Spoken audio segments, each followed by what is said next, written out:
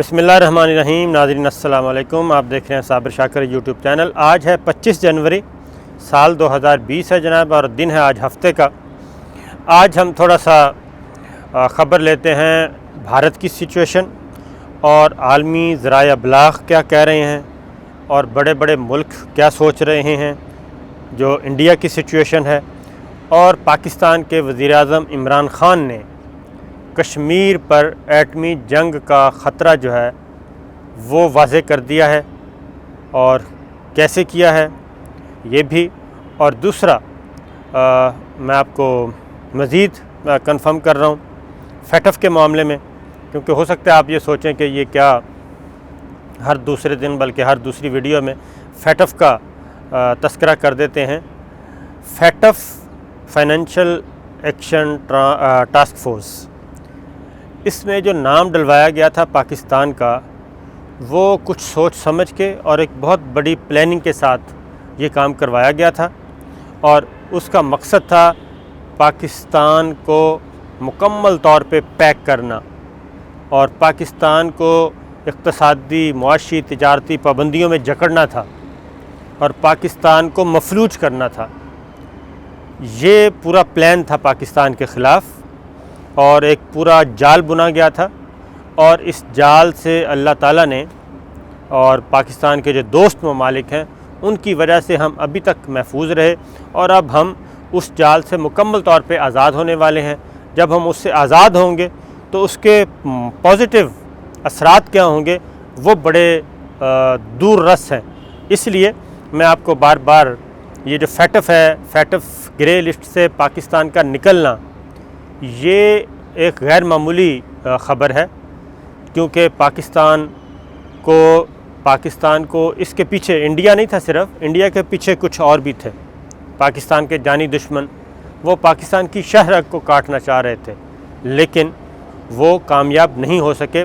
इसलिए आने वाले दिनों में जब पाकिस्तान का नाम ग्रे लिस्ट से निकल जाएगा और ये फैटफ की तलवार लटकती है जो वो हट जाएगी, तो पाकिस्तान उसके बाद उसका मिजाज ही आप बदला हुआ मिजाज देखेंगे पाकिस्तान का। तो इसलिए उस पर भी बात करेंगे। बाकी जनाब, आलमी ज़राए अबलाग और आलमी ताकतें, उनके भी कान खड़े हो गए हैं इंडिया के बारे में कि नरेंद्र मोदी जो है वो किस किस को अपनी लपेट में ले रहे हैं। उस पर बात करेंगे। फिर कुछ ख़बरें, अगर टाइम बच गया तो एक दो और ख़बरें हैं वो भी हम आपको बताएंगे। लेकिन सबसे पहले आपसे बात करते हैं कश्मीर के बारे में जी, इंडिया और पाकिस्तान के बारे में। वज़ीर-ए-आज़म इमरान खान ने स्विट्ज़रलैंड में एक इंटरव्यू दिया, और जो पाकिस्तान में हाईलाइट उस तरह से नहीं हो सका, लेकिन उसमें उन्होंने वाज़ेह तौर पे कह दिया कि जो भारत है, ख़ास तौर पे कश्मीर में उठाए गए इक़दामात और जो कुछ अब वो भारत अपने अंदर मोदी सरकार जो कर रही है, मुसलमानों को और मिनॉरिटीज़ को की नस्ल कुशी के लिए जो इक़दामात कर रही है, वो पाकिस्तान को किसी भी सूरत में कबूल नहीं, क्योंकि उसके असरात पाकिस्तान पे आने हैं। और पाकिस्तान और इंडिया के जो मुसलमान हैं वो आपस में रिश्तेदार भी हैं, एक दूसरे से जज्बाती लगाव भी है। और दूसरा ये कि आलमी कवानीन बिल्कुल इजाज़त नहीं देते जो कुछ इंडिया कर रहा है, और अगर आलमी बरादरी खामोश रही तो फिर कश्मीर के मामले में ख़ास तौर पे एक एटमी जंग हो जाएगी, क्योंकि जंगें तो बहुत हो चुकी हैं। लेकिन इस बार वज़ीर-ए-आज़म ने, इमरान खान ने, ये स्विट्ज़रलैंड में बैठ के जो इंटरव्यू दिया है गैर मुल्की ज़राए अबलाग को, उसमें उन्होंने ये वाज़ेह कर दिया है कि अगर आलमी बरादरी ने और अक़वाम मुत्तहिदा ने इंटरवीन ना किया और कश्मीर की सूरत हाल, और ख़ास तौर पे जो इंडिया में अंदर जो मुसलमानों के ख़िलाफ़ जो प्लान तैयार किया गया है, वो अगर उस पे आलमी ताकतों ने, आलमी बरादरी ने, अक़वाम मुत्तहिदा ने अपना रोल प्ले ना किया और इंडिया को बाज ना रखा, तो फिर ये एटमी जंग होगी पाकिस्तान और इंडिया की। इसको आप इग्नोर नहीं कर सकते। ये वज़ीर आज़म इमरान खान ने उधर कह दिया है। उसका बैकग्राउंड मैं आपको बता देता हूँ कि क्यों जंग होगी। उसकी रीज़न ये है कि अब इकोनॉमिस्ट, बहुत आपने नाम सुना होगा, मैगज़ीन है और उसका नाम है जाना जाता, उसका एक टाइटल स्टोरी जो थी इस दफ़ा वो थी कि नरेंद्र मोदी जो है वो भारत को एक जुनूनी रियासत बनाने की तरफ लेके जा रहे हैं, इंतहा पसंद रियासत की तरफ लेके जा रहे हैं। और इंतहा पसंदी और दहशतगर्दी में थोड़ा सा फ़र्क होता है। इंतहा पसंदी से ही आगे फिर दहशतगर्दी जन्म लेती है। इकोनॉमिस्ट की टाइटल स्टोरी ये है कि जनाब नरेंद्र मोदी भारत को जुनूनी रियासत की तरफ लेके जा रहे हैं। वहाँ पे जो शहरियत का नया कानून लेके आए हैं जिसे सिटीज़न अमेंडमेंट एक्ट कहते हैं, सिटीज़नशिप अमेंडमेंट एक्ट, वो न सिर्फ ये कि इंसानी हकूक़ के ख़िलाफ़ है, वो आलमी कवानीन के ख़िलाफ़ है, वो अक़वाम मुत्तहिदा के चार्टर के ख़िलाफ़ है। क्योंकि उसके बाद वहाँ पे क्या प्लान है नरेंद्र मोदी का वो सब ने रिजेक्ट कर दिया है। मुसलमानों ने तो करना ही करना था, बाकी मिनॉरिटीज़ जो हैं वो भी उनके साथ आ गई हैं, हिंदू के लोग हिंदू बिरादरी भी उनके साथ आ गई है, वो भी इस कानून को नहीं मान रही। और बीजेपी से 80 मुसलमान जो थे मेंबर्स वो रिज़ाइन कर चुके हैं। भारतीय जनता पार्टी जो नरेंद्र मोदी की है और जो आरएसएस के नज़रिए पे चल रही है, फाशिस्ट नज़रिए पे चल रही है, नाज़ी जर्मनी के नज़रिए पे चल रही है, वो जनाब ये कर रहे हैं। तो वो एक ऐसा होलोकॉस्ट की तरफ जा रहे हैं कि यहूदी भी भूल जाएंगे। तो वो सारे ख़तरात को भांपते हुए नरेंद्र मोदी वो कर रहे हैं। और हिरासती मराकज़ क्या हैं? बड़ी बड़ी जेल खाने बनाए जा रहे हैं, तामीर किए जा रहे हैं, जहाँ पे लाखों लोगों को रखा जाएगा और वहाँ पे उनकी नस्ल कुशी की जाएगी। वो वहीं रहेंगे, उनको हिरासती मराकज़ का नाम दिया गया है।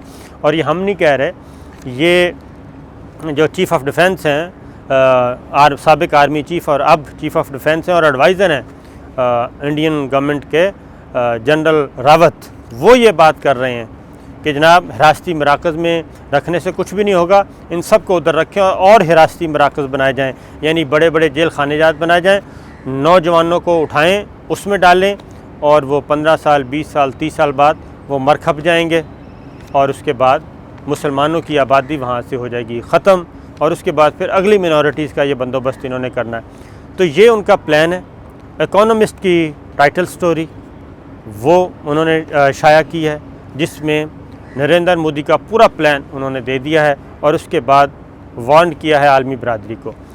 इससे तवज्जो हटाने के लिए नरेंद्र मोदी क्या करेंगे और क्या करना चाहते हैं, जो हमारे पास इंफॉर्मेशन भी हैं, वो हैं कि वो लाइन ऑफ कंट्रोल पे या पाक इंडिया बॉर्डर पे, किसी भी बॉर्डर पे, और ख़ास तौर पे ये भावलनगर वाली साइड है, इस पे वो टुक टुक करेंगे, वहाँ पे ख़िलाफ़ वर्जी करेंगे, सर्जिकल स्ट्राइक करने की कोशिश करेंगे, जिससे जंग छिड़ेगी। और उनका मकसद ये होगा इंडिया का, नरेंद्र मोदी का, कि तवज्जो दुनिया की इधर आ जाए कि पाकिस्तान और भारत के दरमियान जंग हो गई है, पूरी दुनिया इंगेज हो जाएगी, उसकी तवज्जो इधर आ जाएगी, जंग को रुकवाएं, ये करें वो करें, और उधर से हम अपना काम कर लेंगे। और जब टेबल पे आएगा तो हम कहेंगे कि जनाब ठीक है, जंग बंदी करते हैं, आप ये काम करें, इधर मुदाखलत ना करें। तो ये वो प्लानिंग है पूरी। आपको हमने पहले भी बताया था कि मकबूजा कश्मीर यानी कि line of control Azad Kashmir वाली साइड से 5 जगह से इन्होंने रास्ते बनाए हुए हैं दरअंदाजी के लिए। और आजकल एक नई खबर दे रहा हूँ, ये बहावलनगर, बहावलपुर, रहीम यार खान, ये जो बाउंड्री है इंडिया के साथ, वहाँ पे भी कुछ गेट या इन्होंने खोल दिए हैं, वहाँ पे भी अपनी साइड के गेट जो हैं वो खोले हैं, बाढ़ हटाई हुई है। तो ये है वो मामला। इसलिए इमरान खान साहब ने वहाँ पे ये वार्न किया है कि ये फिर अगर इस तरह का कोई फॉल्स ऑपरेशन हुआ, फॉल्स फ्लैग जिसे कहते हैं, झूठा ऑपरेशन, जैसे कि पुलवामा का हुआ था, इस तरह का कोई ड्रामा स्टेज किया इंडिया ने, तो उसका रिएक्शन जो होगा वो फिर महदूद नहीं होगा। इसलिए एटमी जंग का ख़तरा मौजूद है। ये चीज़ जनाब।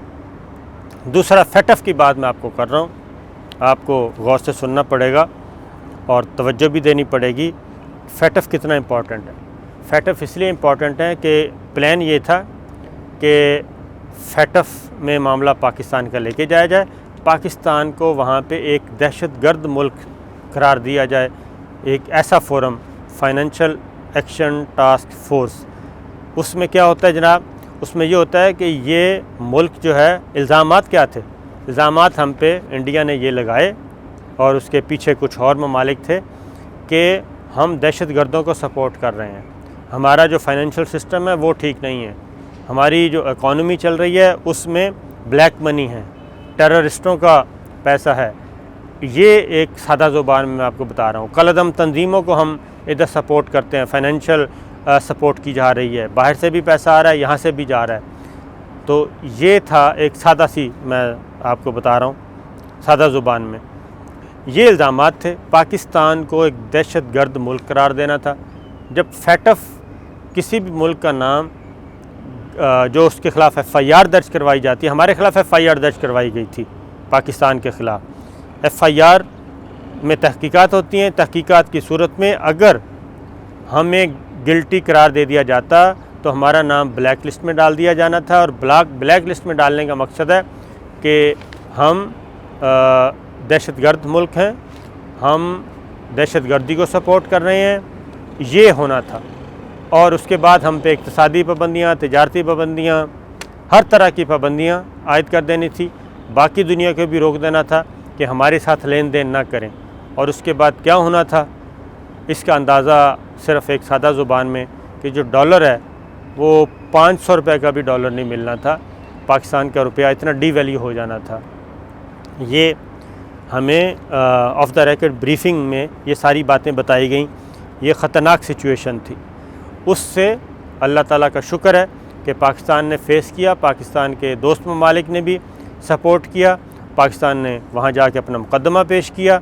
और अब भारतीय मीडिया जो वावेला कर रहा है जनाब, वो ये कर रहा है वावेला कि पाकिस्तान का नाम ग्रे लिस्ट से निकल रहा है, वो वाइट लिस्ट में जा रहा है और 75% सपोर्ट पाकिस्तान को हासिल हो गई है।